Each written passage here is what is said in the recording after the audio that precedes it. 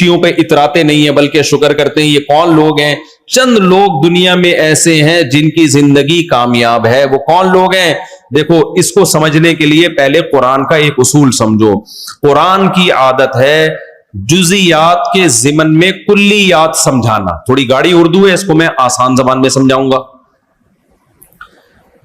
قرآن جب اصول لا اور ضابطہ بیان کرتا ہے نا تو لا کی شکل میں نہیں بیان کرتا بلکہ اگزامپل دے کے بیان کرتا ہے. اس کی میں ایک مثال دیتا ہوں. دیکھو کسی بھی لا کو سمجھانے کے دو طریقے ہوتے ہیں. نیوٹن کا ایک قانون ہے نا کہ ہر عمل کا ری ایکشن ہوتا ہے نا، ہر ایکٹ کا ری ایکٹ ہوتا ہے.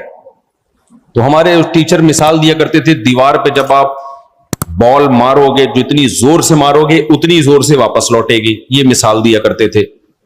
تو ایک طریقہ تو یہ کہ آپ نے نیوٹن کا قانون بتایا کہ ہر ایکٹ کا ری ایکٹ ہوتا ہے، ہر ایکشن کا ری ایکشن ہوتا ہے، جس کو اردو میں کہیں گے ہر عمل کا بولو رد عمل ہوتا ہے. لیکن بعض دفعہ جب سادہ طریقے سے کسی چیز کو سمجھایا جاتا ہے تو لا نہیں بتایا جاتا، مثال پہلے دی جاتی ہے. آپ مثال سے بات سمجھاتے ہو. دیکھو بیٹا تم دیوار پہ جتنی زور سے دیوار پہ گیند مارو گے اتنی ہی زور سے واپس لوٹے گی. تو بچے کے دماغ میں یہ بات بیٹھ جاتی ہے کہ جب بھی کوئی عمل کتنی زور سے کیا جائے گا اس کا جواب بھی اتنی ہی زور سے ملے گا. تو بعض دفعہ مثال کے ذریعے بات سمجھانا آسان. قرآن کا جو مخاطب تھے وہ عرب کے بدو تھے، اولین مخاطب. اس لیے قرآن میں مثالیں بہت ہیں کیونکہ مثالوں کے ذریعے بات بہت آسانی سے سمجھائی جا سکتی ہے. قرآن نے مثال سے بات سمجھائی لیکن مراد کیا ہے؟ اصول اور ضابطہ. قرآن نے مثال سے بات سمجھائی. دیکھو کچھ لوگ ایسے ہیں، جزیات سے بات سمجھائی. کچھ لوگ ایسے ہیں جو جلد باز نہیں ہوتے. یہ کون ہے؟ الا المصلین، وہ لوگ جو نماز قائم کرتے ہیں. والذین هم علی صلواتهم یحافظون، اپنی نمازوں کی حفاظت کرتے ہیں. الا المصلین الذین هم علی صلاتهم دائمون، پابندی سے نمازیں پڑھتے ہیں.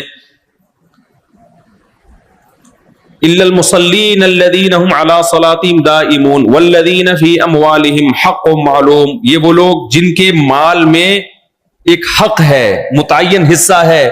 للسائل، مانگنے والوں کے لیے جو غربت میں مانگتے ہیں. والمحروم، اور ایسے محروموں کے لیے جو مانگتے نہیں ہیں، یعنی یہ لوگ جلباز نہیں ہوتے.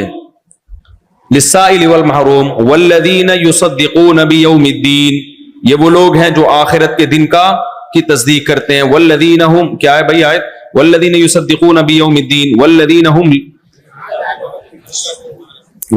هم من عذاب ربهم مشفقون، اپنے رب کے عذاب سے ڈرتے ہیں. والذین هم لفروجهم حافظون، اپنی شرمگاہوں کی حفاظت کرتے ہیں. الا علی ازواجهم، سوائے زوجہ کے. تو یہ کیا قرآن بیان کر رہا ہے؟ یہ مثالیں بیان کر رہا ہے کہ یہ والے لوگ یہ جلباز نہیں ہوتے، نماز قائم کرتے ہیں، کنجوس نہیں ہوتے. ان کے مال میں یتیموں کا، مسکینوں کا، غریبوں کا حق ہوتا ہے، ان پہ خرچ کرتے رہتے ہیں. اللہ کے عذاب سے تمہیں نظر آئے گا کہ ان کے چہرے سے خشیت جھلکتی ہوگی کہ اللہ کے عذاب کے خوف ان کے دلوں میں ہے. تو کیا مطلب بتانے کا؟ یہ مثال دینے سے مقصد یہ ہے کہ ان کے اندر کچھ صفات ایسی ہوتی ہیں جن صفات کی وجہ سے ان کے جسم سے یہ اعمال نکلنا شروع ہو جاتے ہیں. مطلب یہ نہیں ہے کہ جو لوگ یہ اعمال کرتے ہیں وہ ایسے ہوتے ہیں. بہت سے 2 نمبر لوگ بھی یہ اعمال کر رہے ہوتے ہیں. سمجھ رہے ہو کہ نہیں سمجھ رہے؟ بہت سے نمازی ہوتے ہیں. ابھی ہم بیٹھے ہوئے تھے نا میں کہیں سعودی عرب میں تھا تو مجھے کسی نے بتایا کہ پاکستان کا جو نشے کا سب سے بڑا اسمگلر ہے.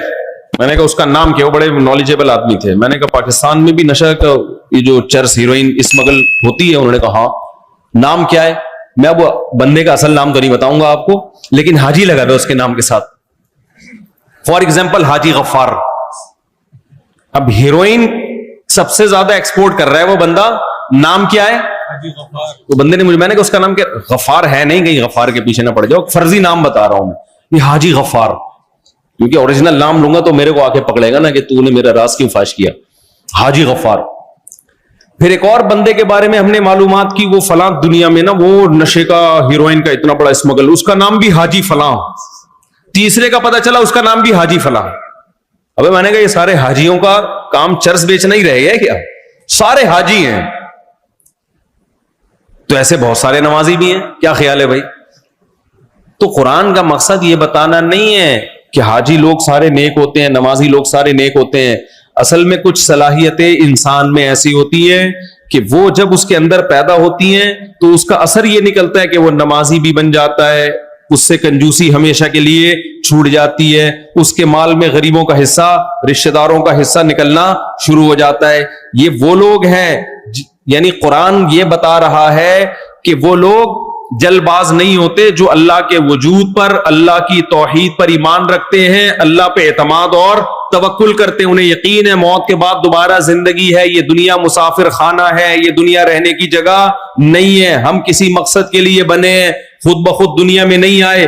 تو جن کو ان چیزوں کا استحضار ہوتا ہے اور انہیں یہ بھی پتا ہوتا ہے کہ اللہ کچھ کرنے میں اسباب کا محتاج نہیں ہے، جب وہ ہمیں کہہ رہا ہے کہ یہ خوشی حاصل کرنے کے لیے یہ طریقہ اختیار مت کرو، تو نہیں کریں گے تو خوشی ملے گی. دیکھنے میں لگ رہا ہے اختیار کریں گے تو خوشی ملے گی، لیکن ان کا اللہ پہ یقین ہے کہ اللہ اسباب کا محتاج نہیں ہے، وہ اس کے بغیر بھی خوشی دے سکتا ہے. تو وہ اپنے آپ کو اللہ کے سپرد کر دیتے ہیں کہ بھائی خوشی کے پیچھے مت بھاگو، اللہ کی مرضی کے پیچھے بھاگو. تو جو اللہ کی مرضی کے پیچھے بھاگتا ہے پھر اس سے یہ علامتیں ظاہر ہوتی ہیں. اللہ نے فرمایا تم دنیا میں دیکھنا چاہتے ہو نا کون اللہ کی مرضی کو فوکس کرتا ہے، تو تمہیں وہ لوگ نظر آئیں گے مسجدوں میں نماز پڑھتے ہوئے اور صدقہ اور خیرات کرتے ہوئے اور اپنی شرمگاہوں کی حفاظت کرتے ہوئے. وہ کسی غیر عورت کی طرف بری نظر اٹھا کر نہیں دیکھتے. ٹک ٹاک، فیس بک، ان تمام فحاشی کے تمام ذرائع اور وسائل سے وہ بچتے ہیں. تو ایسا انہوں نے اپنے آپ کو اللہ کے سپرد کیا ہوا ہے. یہ لوگ جلباز نہیں ہوتے. سمجھتے ہو کہ نہیں سمجھتے؟ کیا مطلب؟ کافر خوشی تلاش کرتا ہے خوشی کے پیچھے بھاگ کے، مسلمان خوشی تلاش کرتا ہے خوشی کو لات مار کے.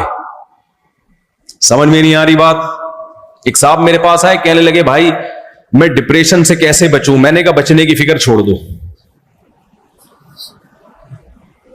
کہتے ہیں میں ٹینشن سے بچنا چاہتا ہوں، کیا کروں؟ میں نے کہا بچنے کی فکر چھوڑ دو. آپ اگر خوش رہنا چاہتے ہو نا تو خوش رہنے کی فکر بولو چھوڑ. اس کی مثال اور آسان مثال سے سمجھاتا.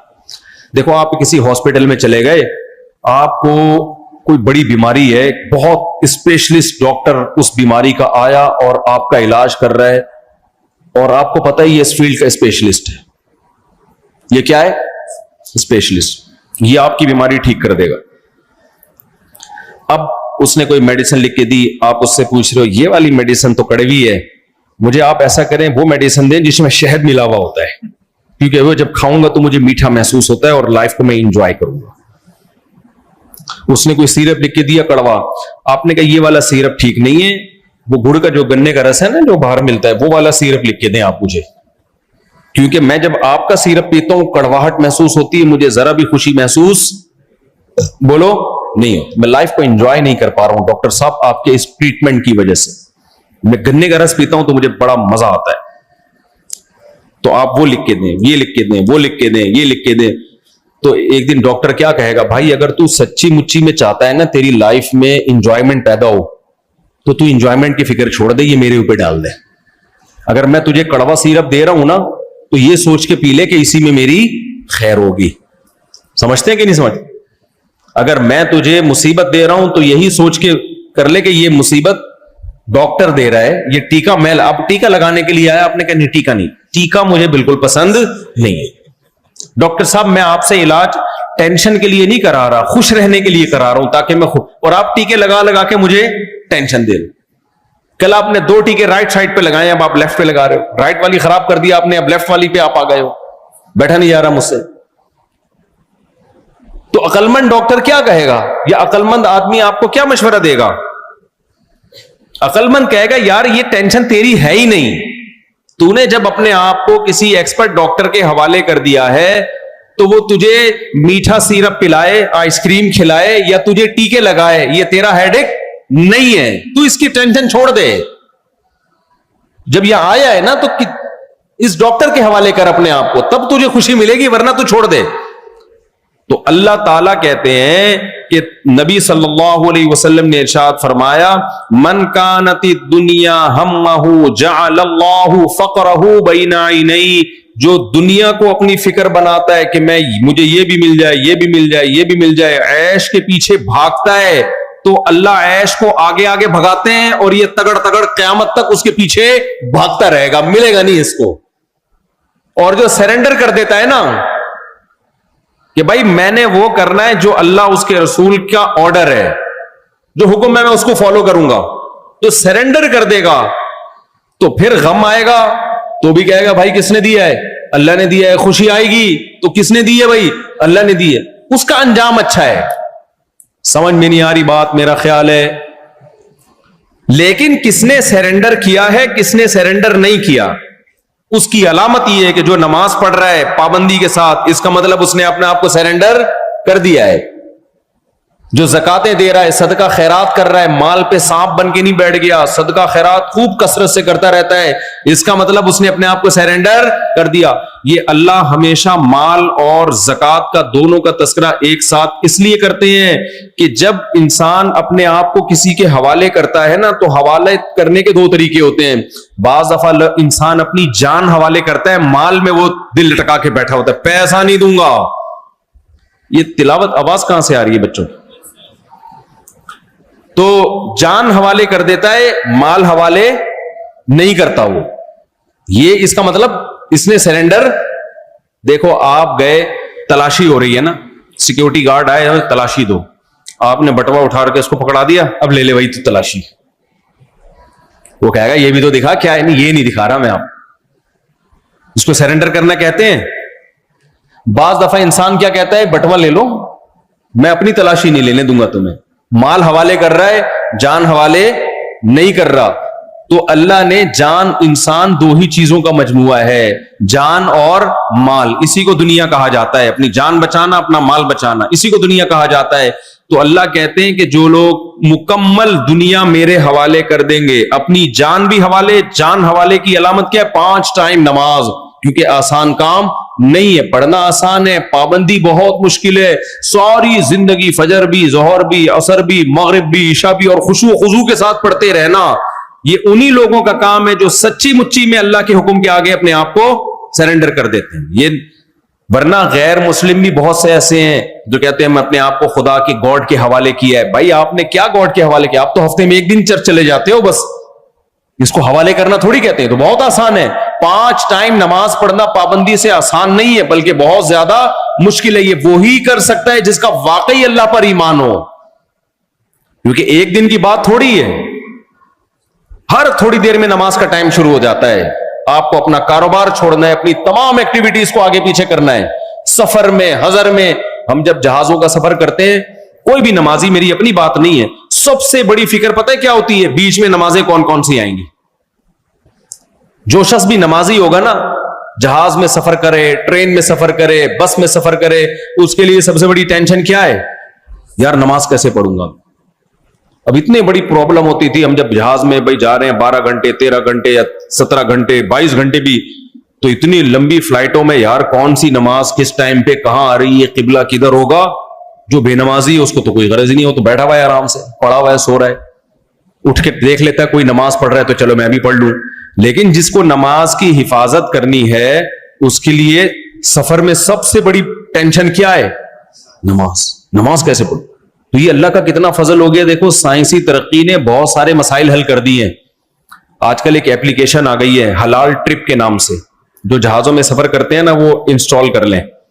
حلال ٹرپ کے نام سے, اس میں کیا ہوگا, آپ اپنی فلائٹ کا ٹائم لکھو, یہ جہاز یہاں فلائٹ نمبر ڈالو, اور لکھ دو کہ یہاں سے لے کے کس ملک میں جا رہا ہوں میں, تو وہ لوکیشن ڈال دو اس میں, یعنی وہ خود پوچھ لیتا ہے آپ سے, جو سوال پوچھے اس کا جواب دے دو بس, اور میں کیا ڈیٹیل میں جاؤں.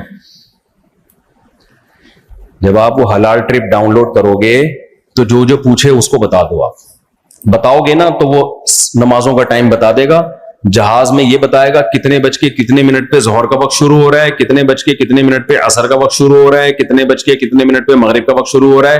اور جب مغرب کا وقت ہوگا تو وہ تیر کے نشان سے بتاتا بھی ہے قبلہ کدھر ہوگا. میں نے 5-6 مرتبہ اس کو ٹرائی کیا, بالکل ایکوریٹ بتا رہا ہوتا ہے وہ.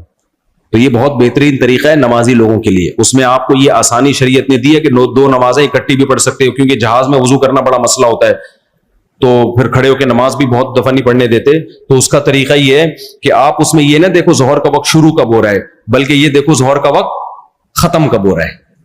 تو جو ختم ہونے کا ٹائم ہے میں وہ اس کو فالو کرتا ہوں.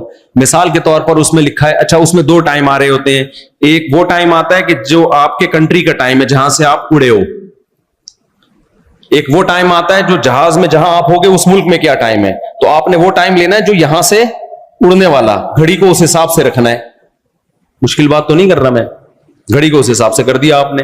جیسے ہم جب کراچی سے اڑے تو فرض کرو یہاں رات کے 9 بج رہے ہیں, یہ والی گھڑی چینج نہیں ہوتی. موبائل جو ہے نا وہ جس ملک میں جہاز جائے گا اس حساب سے اپنے آپ کو چینج کر لیتا ہے موبائل. تو موبائل کا ٹائم نہیں, یہ والی گھڑی مینول گھڑی جسے کہتے ہیں. تو اس کا ٹائم بھی آ رہا ہوتا ہے کہ یہاں کے حساب سے اتنے بج رہے ہوں گے, اتنے بج رہے. تو میں کیا کرتا ہوں بھائی, ظہر میں دیکھا کہ ظہر کا وقت ختم کب ہو رہا ہے. فار ایگزامپل ظہر کا وقت یہاں کے ٹائم کے حساب سے ختم ہو رہا ہے 5:25 پہ. تو ہم کیا کریں گے بھائی, 5:20 پہ اٹھیں گے, جا کے وضو کیا, ٹیشو سے نیچے سب صاف کیا جہاز میں, تاکہ وہ لوگ یہ نہ سمجھے کہ کمبخت نمازی لوگ ہمارا واش روم کا بیڑا غرق کر کے باہر نکلتے ہیں. کیونکہ نمازی جو چھینٹے مارتا ہے نا, آج کل دیکھا ہے آپ لوگوں نے وضو بھی لوگ کیسے کر رہے ہوتے ہیں, یوں کر کے پھڑک پھڑک چھپٹتے مار رہے ہوتے ہیں, سارا نیچے گند ہو جاتا ہے. تو تمیز سے وضو کرو میرے بھائی. اس کے بعد ٹیشو سے نیچے کا ایریا بولو صاف کر دو, تاکہ نمازیوں کا امیج جہاز کے عملے میں کے نزدیک خراب نہ ہو کہ یہ کوئی کمبخت نمازی آیا جو کیچڑ کر کے گیا یہاں پہ. اس کو صاف کر کے پھر آپ نے اس کو ڈسٹ بن میں پھینکا, اپنے ہاتھ صابن سے اچھی طرح دھو لیا, آپ نے نکل کے آیا. تو 5:20 پہ گئے, 5:30 پہ ظہر قضا ہو رہی ہے, تو 5:25 پہ آپ نے ظہر کی نیت باندھ لی, 2 رکعت پڑھ لی آپ نے, قبلے کا پتہ چل جاتا ہے اس میں. جیسی سلام پھیرا 1-2 منٹ آپ ٹھہرو, عصر کا وقت داخل ہو جائے گا. تو بخاری مسلم کی احادیث سے جو 2 نمازیں سفر میں ہمیں اکٹھا ہونا پتہ چلتا ہے, اس طرح سے 2 نمازیں نبی صلی اللہ علیہ وسلم نے اکٹھی کی ہیں, ظہر بھی مغرب اور عشاء بھی. اس پر میں دلائل الگ سے ریکارڈ کرواؤں گا انشاءاللہ پورے ریفرنسز کے ساتھ.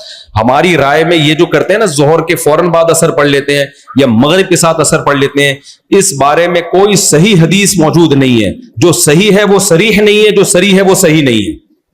جبکہ قرآن میں ہر نماز کو اپنے ٹائم پہ پڑھنے کا اللہ نے حکم دیا ہے, چاہے سفر ہو یا حضر, اس میں اللہ نے کوئی فرق نہیں کیا. بہرحال مسئلہ اختلافی ہے, لیکن ہم احتیاط کے پیش نظر اسی پر عمل کرتے ہیں کہ اس طرح سے 2 نمازیں اکٹھی پڑھی جائیں. اور بخاری مسلم میں عبداللہ بن مسعود کا قول بھی ہے کہ نبی نے سفر میں بھی کبھی 2 نمازیں اکٹھی نہیں پڑھی ہیں, صرف حج کے موقع پہ آپ نے پڑھی ہیں.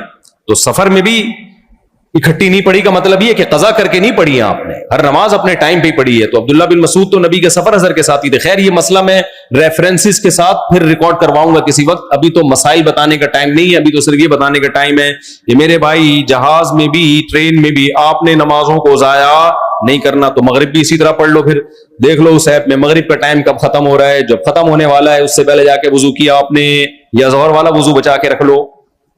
اب اگر آپ کراچی سے امریکہ جا رہے ہو نا, تو وضو کسی کا باپ بھی نہیں بچا سکتا. وجہ اس کی یہ کہ ہم سورج کے ساتھ ساتھ ہی چل رہے ہوتے ہیں. سورج کے ساتھ ساتھ تو نمازوں کا ٹائم داخل ہوتا ہی نہیں ہے, کہ بہت لمبے ٹائم کے بعد کوئی نماز کا وقت آئے گا. لیکن جب واپس آ رہے ہوتے ہیں تو سورج کے اپوزٹ چل رہے ہوتے ہیں, تو ٹھکا ٹھک نمازوں کا ٹائم آتا ہے. اس وقت زیادہ مشکل ہوتی ہیں نمازیں. سمجھتے ہو کہ نہیں سمجھتے ہو؟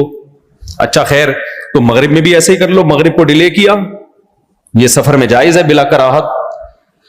تو اللہ نے کیا فرمایا, الا المصلین, جو اللہ پہ اعتماد کرتے ہیں, اللہ پہ توکل کرتے ہیں, اللہ کا یقین کرتے ہیں, وہ جلد باز نہیں ہوتے. اور اللہ کہتے ہیں اللہ کا یقین کون کرتے ہیں؟ مصلی, جو اپنی جان کو میرے حوالے کر دیتے ہیں. اور انہوں نے میرے حوالے اپنی جان کر دی ہے نہیں کر دی, اس کی علامت کیا ہے؟ کہ نماز ٹائم پہ پڑھ رہا ہے کہ نہیں پڑھ رہا. سمجھتے ہو؟